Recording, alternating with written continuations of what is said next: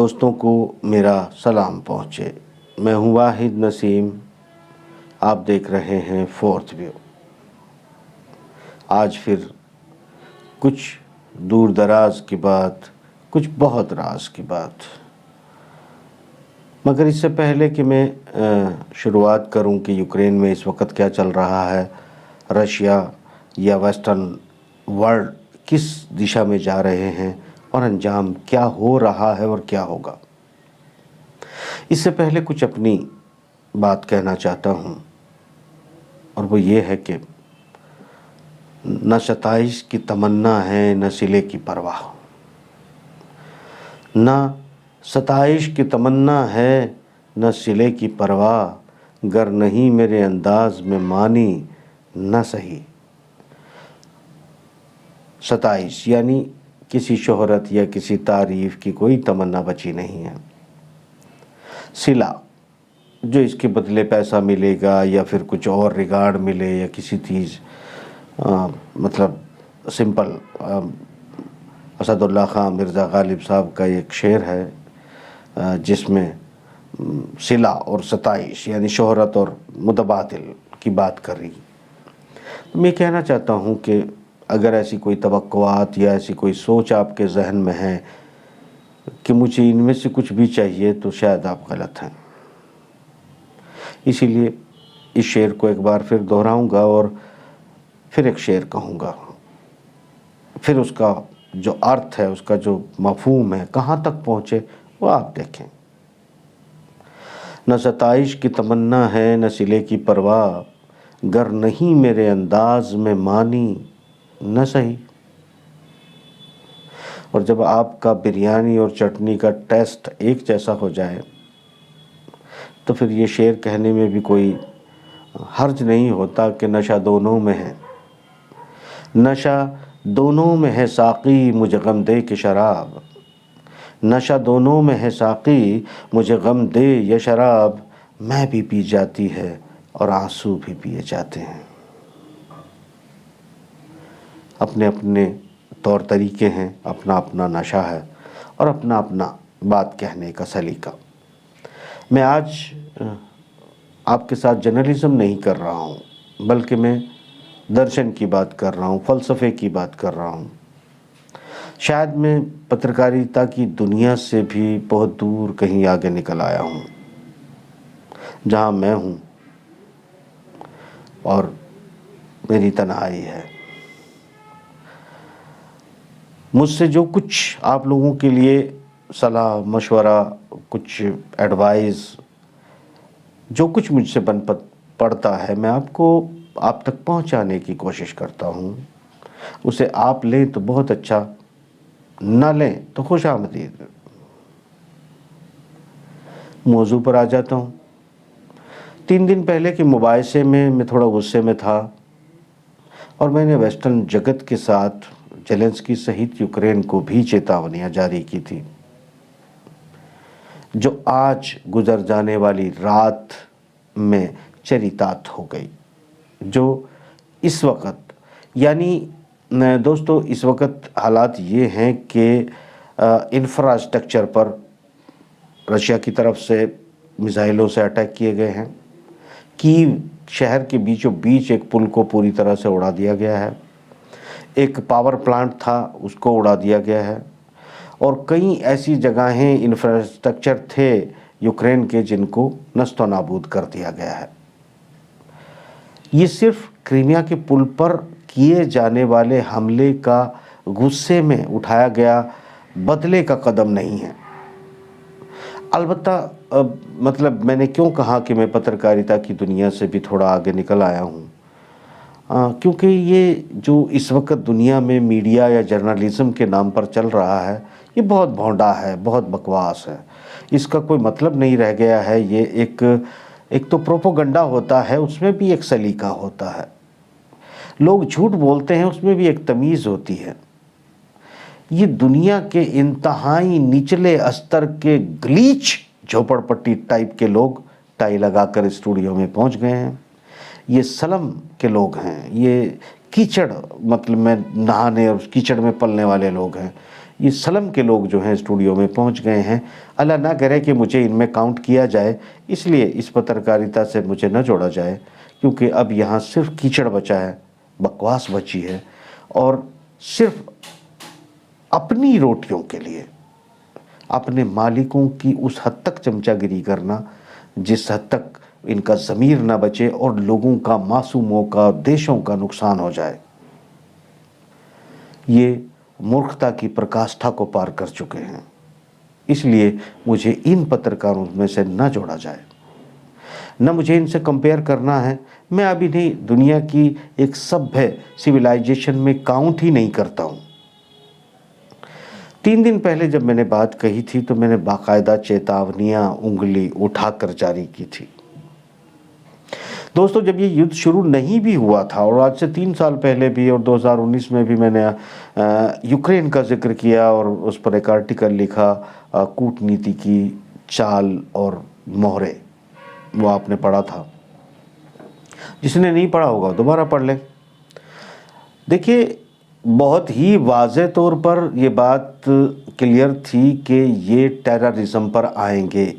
आज mister Vladimir Putin ने अपने राष्ट्र को संबोधित करते हुए, प्रेस कॉन्फ्रेंस को एड्रेस करते हुए जो बात कही है वो बहुत स्पष्ट है, जिसमें उसने कहा है कि ये आतंकवाद का हम जवाब दे रहे हैं, और ये आतंकवादी हमले जो शुरू किए गए हैं, तुर्क स्ट्रीम यानी तुर्की को गैस पहुंचाने वाली पाइपलाइन पर जो अटैक किया गया है वो है, क्रीमिया के पुल पर जो एक आतंकवादी, जिसको आप कोई आर्मी अटैक नहीं कह सकते कि आप कहीं जाएं चुपके से, कोई ट्रक छोड़ें उसमें ब्लास्ट कर दें, कहीं आप चुपके से समंदर के नीचे जाएं और पाइपलाइन को उड़ा के चले आएँ। कम से कम ये वार के सिद्धांत नहीं होते, युद्ध के सिद्धांत नहीं होते, ये टेररिज्म। और अमेरिका बहुत स्पष्ट शब्दों में, क्योंकि आप अमेरिकन, आप लोग जानते हो मैं तुम्हारे बाप के बाप से भी नहीं डरता हूँ, तो बेसिकली बात ये है कि तुम्हारा बाप का बाप कौन है ये तुम भी जानते हो, नहीं जानते हो तो पता कर लेना, DNA चेक करा लेना अपना। बड़ा सीधी सी बात है कि ये आतंकवाद के मास्टर लोग हैं और पूरी दुनिया में आतंकवाद फैलाने का ये लोग काम करते हैं। ये मर्दों की तरह लड़ाइयाँ नहीं लड़ते हैं, और इन्होंने बहुत पहले इसको 2014 से भी पहले रशिया को पूरी तरह से आतंकवाद के हवाले इन्होंने उसके स्टेट्स के अंदर जो है आतंकवाद फैलाया। फिर क्रीमिया को लेकर जो है इसी तरह यूक्रेन में मसले मसाइल पैदा हुए, वहाँ के प्रेसिडेंट को भागना पड़ा, रशिया में ही शरण लेनी पड़ी। उसके बाद ये कार्टून कहीं से ढूंढ लाए, नचव्वा, इस नचव्वे को बिठाया गया। उनको पता था कि एक नचव्वा जो है वो अच्छा पॉलिटिशियन भी नहीं हो सकता, और उसका ब्लड भी ऐसा होना चाहिए जिसे यूक्रेन के लोगों से मोहब्बत भी ना हो, क्योंकि यूक्रेन में जो अभी तक आप देख रहे हैं हल्का अटैक, हल्के वाहनों का इस्तेमाल, हल्के हथियारों का इस्तेमाल, इसकी वजह बड़ी सोची समझी है रशियंस के ज़रिए, क्योंकि वो जानते हैं कि यूक्रेन उन्हीं का फेडरेशन का एक हिस्सा है। और यूक्रेन में जो रहने वाले लोग हैं वो रशियंस ही हैं ज़्यादातर। कुछ लोग जो प्लांट किए गए या लेबोरेटरी में तैयार किए गए हैं, एंटी रशिया, जो नवनाजी जिनको कहा जाता है, नफ़रत से भरे लोग हैं, धार्मिक नफ़रत रखने वाले लोग हैं, उनको दुनिया में निशाना बनना ही पड़ेगा और बन ही रहे हैं। और अब उनका शायद ये सफाई का वक्त आ गया है। तो यहाँ मैं ये इस दर्शन में जो बात आपसे कर रहा हूँ, ये फ़लसफ़ा जो कहने की कोशिश कर रहा हूँ, ये वो बातें हैं जिनको आप सिर्फ जर्नलिज्म से नहीं जोड़ सकते। सूचना भी ज़रूर है इसमें, मगर सूचनाओं के आगे पीछे क्या है, सोच क्या है, ह्यूमन साइकोलॉजी कैसे काम कर रही है, और किस तरह शैतान दुनिया को अपने कब्ज़े में करना चाहते हैं, उन पर हम चर्चा कर रहे हैं। दोस्तों, मैं यहाँ ये बताना चाहता हूँ कि इसलिए कम से कम ह्यूमन कैजुअलिटी को बचाते हुए रशिया ने अपने अटैक, अपने ऑपरेशंस को अंजाम दिया, क्योंकि वो जानते हैं कि यूक्रेन रशियन फेडरेशन का एक हिस्सा होगा, और सदा के लिए उनके दिलों में एक नफ़रत पलती रहे, सदा के लिए वो लोग जो है रशियन से नफ़रत करने लगे, और उसी स्टेट के अंदर 2 यूक्रेन या 2 रूस बन जाएं, और किसी तरीके से मतलब नस्लों तक चलने वाली नफ़रतों को न फैलने दिया जाए, सफाई से ऑपरेशन को अंजाम दिया जाए। यही सोचकर रशिया ने बड़े आसान तरीके से, बड़े सुलझे हुए तरीके से ऑपरेशन को अंजाम दिया। ये तमाम दुनिया जानती है कि रशिया के पास कितने हथियार हैं, कितने वेपन्स हैं और वो पश्चिम को कहाँ तक हरा सकता है। यानी आज यूक्रेन में तमाम फौजियों सहित, उनकी प्रॉक्सी सहित, उनके तमाम इंस्ट्रूमेंट, इक्विपमेंट, वेपन्स सबको मिलाकर यूक्रेन की धरती पर युद्ध का अखाड़ा बनाकर पश्चिमी जगत, नाटो, तुर्की को छोड़कर नाटो तमाम उसमें शामिल होकर रशिया के साथ लड़ रहा है। और ये मैं युद्ध शुरू होने से पहले बता चुका हूँ कि ये नहीं जीत पाएगा, और बल्कि मैं इसको कई सालों पहले भी बता चुका हूँ। इसकी चर्चा 2015 में भी, मैं 14 में भी एक बार की थी, वो भी उसी वक्त भी उसका अंजाम बता चुका हूँ।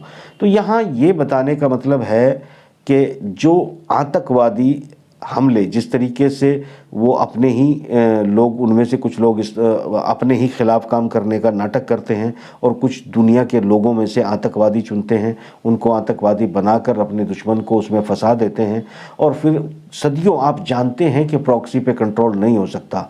और जो तथाकथित मीडिया, आप लोग जानते हैं ये क्या एक्सपर्ट नाम की चीज़ें वो बकवास करते हैं, जो बैठकर पता नहीं क्यों ऐसा क्यों कर रहे हैं, जब आपको नहीं जानकारी। भाइयों, एक्सपर्ट लोगों में आपसे भी एक गुजारिश करता हूँ, यार अगर आपको जानकारी नहीं है तो उतनी बात करो जितनी तुम जानते हो, सच बोलो।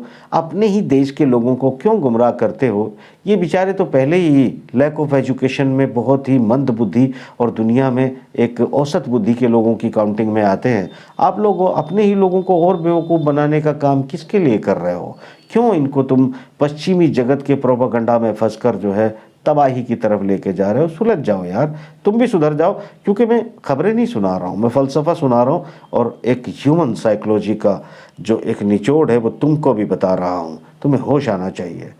मैं जानता हूँ कि तुम लोग मुझसे निहायत नफ़रत करते हो, वो तो मैं पहले ही कह चुका हूँ कि ना मुझे तुमसे किसी दुवन्नी चवन्नी की तमन्ना है, और ना ही मैं तुम्हारी तारीफ़ से मुझे कोई फ़र्क पड़ता है, क्योंकि तुम इस लायक भी नहीं हो कि तुम मेरी तारीफ़ करो, मुझे खुश होना चाहिए। कोई औसत से निचली दर्जे की बुद्धि का आदमी हाँ कहे ना कहे, क्या फ़र्क पड़ता है? तो फ़कीरा चला चल है, और फ़कीरा अपने रास्ते में मस्त चला जा रहा है। रास्ते में आपको भी बता रहा है, एक जहाँ बसेरा होता है, समझ लो कुछ पलों के लिए आपके साथ जुड़ता हूँ, और इस बशेरे में जो मैं आपको समझाने की कोशिश कर रहा हूँ वो आप ही के भले की बात कर रहा हूँ। आप लोग चाहें तो समझें, ना चाहें तो ना समझें, मेरा काम पूरा हो जाता है।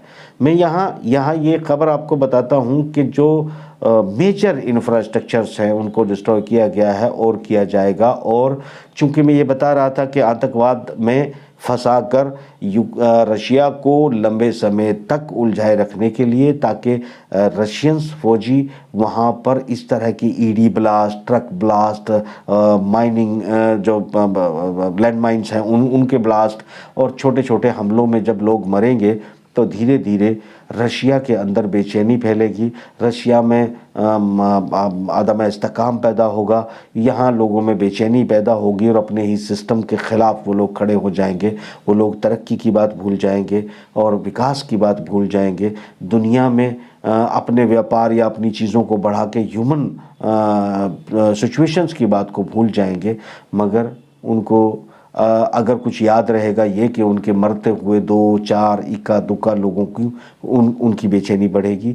ये पश्चिमी जगत का बहुत पुराना 2010-11 के अंदर तैयार किया गया एक रोड मैप और प्लान है, जिसको मिस्टर पुतिन तब से जानते हैं और बड़ी आसानी से इन शैतानों की जड़ों का सफाया कर रहे हैं, काट रहे हैं। ये प्रॉक्सी नहीं चल पाएगी, ये बताया था। 3 दिन पहले भी मैंने ये उंगली दिखाकर चेतावनी दी थी कि सुधर जाओ, नहीं तो सुधार दिए जाओगे। और आज तुमको सुधारा जा रहा है और यहाँ तुम्हारा अंत नहीं हो जाता है। अभी तुम्हें आखिरी पत्थरों के दौर में पहुँचना है, क्योंकि तुम मेरी कही हुई बात को एक दर्शन नहीं मानोगे। मगर बेटा, तुम सब लोग जानते हो कि दुनिया में वही होता है जो मैं कहता हूँ। मुझसे कब तक भागोगे? कब तक तुम मेरी बातों से बचते रहोगे और कब तक तुम मुझे नकारते रहोगे? वो अब तुम्हारे हाथ में नहीं रहा। यहाँ मैं ये बताना चाहता हूँ आप तमाम लोगों को कि आप लोग समझें। सिचुएशन ये है कि जर्मनी के पास मात्र 2 दिन का एमुनेशन है। अगर आज जर्मनी खुद युद्ध में उतर जाए तो 2 दिन से ज़्यादा उसके पास स्टॉक नहीं है युद्ध लड़ने का, मगर वो फिर भी यूक्रेन में सप्लाई दे रहा है। अमेरिकन फैक्ट्रियां, अमेरिकन कंपनियां फ़िलहाल भारी मुनाफा कमा रही है, मगर आने वाले दिनों के अंदर रेयर अर्थ मिनरल्स की कमी की वजह से उनके पास प्रोडक्शन की कैपेसिटी ही नहीं बचेगी। लॉजिस्टिक रूट्स कट चुके होंगे, सिचुएशन ख़राब हो चुकी होगी और आने वाले मिड टाइम इलेक्शंस में हो सकता है कि वहाँ की जनता बाइडन बुढ़ऊ तुमको उखाड़ फेंके और वापस अपने देश पर ट्रंप को बिठा दे। और अगर बैठेगा तो दुनिया में वहाँ से अमन के रास्ते ज़रूर खुल जाएंगे। ये बात हम बहुत पहले भी कह चुके हैं, अब भी दोहरा रहे हैं। अमेरिकनों तुम भी सुनो, ये जो तुम्हारे भोंपू हमारे यहाँ बैठे हुए हैं, इनकी बकवास से तो इसलिए कोई ज़्यादा असर नहीं पड़ता क्योंकि ये हिंदी में बकवास करते हैं और हिंदी इनको बेवकूफ़ों को इतनी भी तमीज़ नहीं है कि भाई कोई रशियन, कोई यूक्रेनी, आम जनता, आम जनमानस, वहाँ की फ़ौजें ये हिंदी समझते ही नहीं है।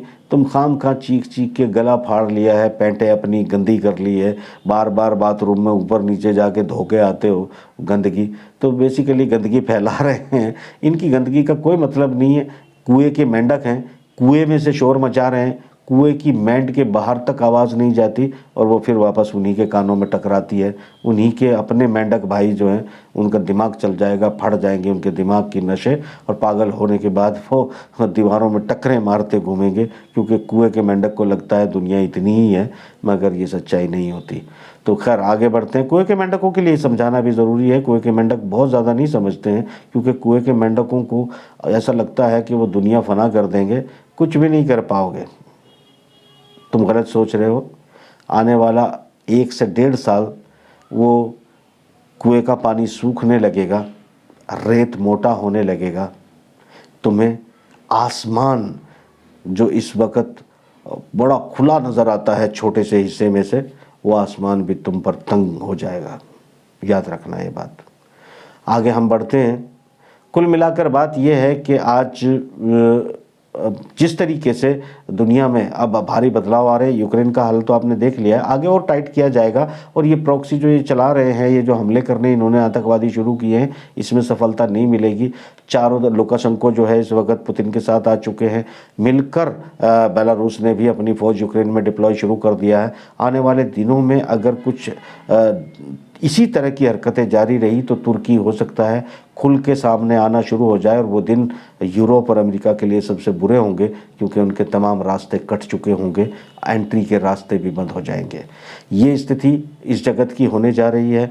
यहाँ सऊदी अरब को हथियार न देने के लिए इस वक्त एक तैयारी की जा रही है। अमेरिका में एक नया कानून लाने की बात की जा रही है कि सऊदी अरब को हथियार सप्लाई नहीं किए जाएंगे क्योंकि पहले बाइडन से हाथ नहीं मिलाया, उसका फ़ोन नहीं उठाया, घर आया तो भी उसकी बेइज्जती करके भेज दिया, खुशामदी की, तेल नहीं बढ़ाया, पुतिन के साथ ओपेक प्लस में मिलकर तेल की प्रोडक्शन को और कट कर दिया।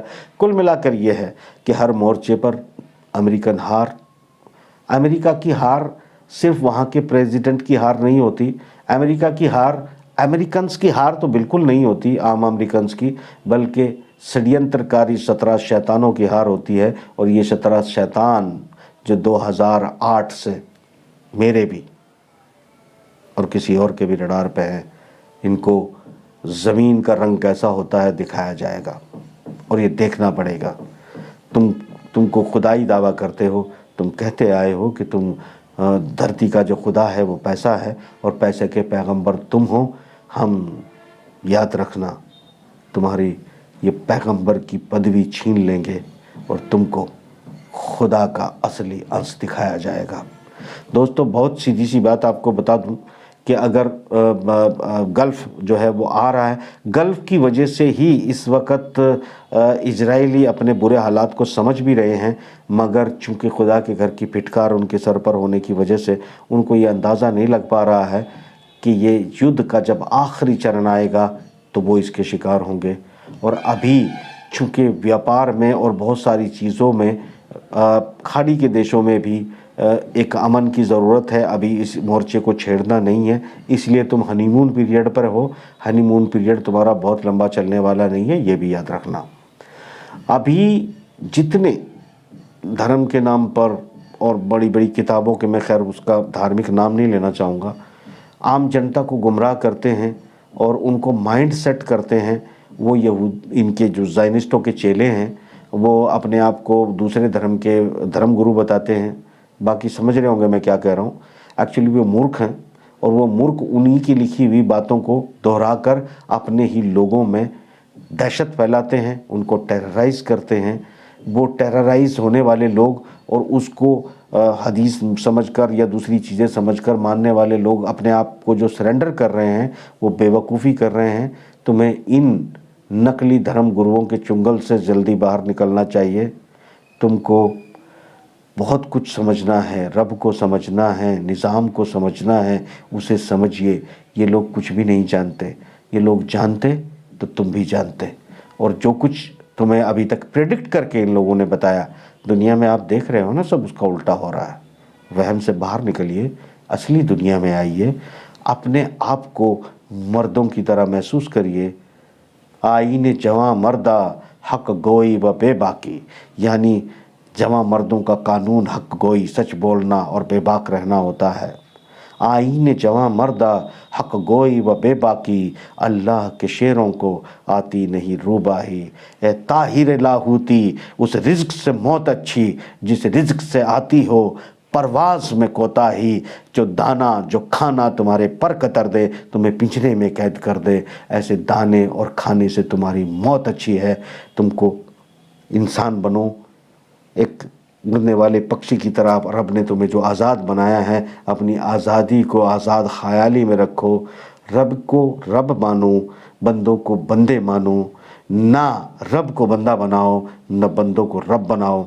सुधर जाओ, ये अच्छा है तुम्हारे लिए, ये अच्छा है इस दुनिया के लिए। इस दुनिया में सुधार पैदा करो, ये बिगाड़ पैदा करने वालों को पॉइंट आउट करो। हो सके तो रोको, हो सके तो रोको नहीं। अगर नहीं रोक सको तो कहने की बात नहीं, बल्कि रोकने की हिम्मत पैदा करो, जवाज़ पैदा करो, अपने आप को आगे बढ़ाओ। यहाँ मैं ये भी बातें, ये सब बातें मैं इसलिए कर रहा हूँ कि मैं आज बिल्कुल पत्रकारिता के मूड में नहीं हूँ। वो अलग बात है कि मैं इस वक्त की तमाम सूचनाएं भी आपको बता रहा हूँ। सूचनाओं के साथ ज़रूरी है आप लोगों को कम से कम मेरी तरफ से वो पैगाम जाना जो हक़ायक़ है, जो हक़ है, जो सच है, जो आप तक जाना चाहिए। जो झूठ है उसको कम से कम तुम तोल कर देख सको। अलबत्ता तुम अगर झूठ पसंद करते होंगे और अगर तुम झूठों में से होंगे तो यकीनी तौर पर तुम झूठ को झांक कर देखने ज़रूर जाओगे। अगर तुम सच्चे होंगे तो तुम सच्चाई को पहचानोगे, तुम्हारे दिल की आवाज़ निकलेगी और हक़ की आवाज़ बुलंद होगी। तो दोस्तों, मैं आज अपने इस अंदाज में जो आज आपसे गुफ्तगू कर रहा हूँ, उसका मतलब ये था कि मैंने 10 दिन 12 दिन पहले एलन मस्क को एक चेतावनी दी थी। शायद अल्लाह ने उसको अक्ल दी और वो होश में आया और उसने अपनी भाषाएं बदल दी और दुनिया में अमन की बात करने लगा। मगर 3 दिन पहले मैंने इन पश्चिमी शैतानों को भी ये उंगली उठाकर चेतावनी दी थी, उनको समझ नहीं आया। आज ट्रेलर देखा है, फिल्म अभी बाकी है मेरे दोस्त, वो अभी शुरू होने वाली है। ये तमाम जितनी तुम षड्यंत्र कर चुके हो, ये तमाम षड्यंत्र रडार पे हैं, जद में हैं, सब ख़त्म होने वाले हैं। दुनिया इंशाअल्लाह बदलेगी। शैतानों की बुरा वक्त है, बुरे दिन हैं, आएंगे। जो क़यामत या आर्मगडॉन जो एक वर्ड दिया गया ज़ायनिस्टों द्वारा, इसको जिसे बेसिकली एक ऐसी कुदरती आपदा जिसमें दुनिया का नस्तो नाबूद हो जाना तय है और जिसको प्रेडिक्ट किया गया है मतलब यहूदियों की किताबों में, ईसाइयों की किताबों में और मुसलमानों की किताबों में।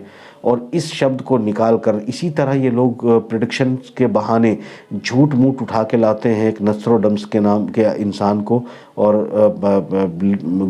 लेडी वांगा को जो है लेके आते हैं और उनको लेकर उनकी बातों का मतलब, ये जब घटना घट चुकी होती है उन किताबों के नाम पर उसको मनगढ़ंत तरीके से फिट कर दिया जाता है और फिट करके लोगों को कन्विंस किया जाता है। चूँकि लोग चमत्कार में यकीन करते हैं, लोग सीधी बात को मानना नहीं चाहते, उन्हें किसी तरह का चमत्कार चाहिए। वो कुदरत के निज़ाम को नहीं मानते।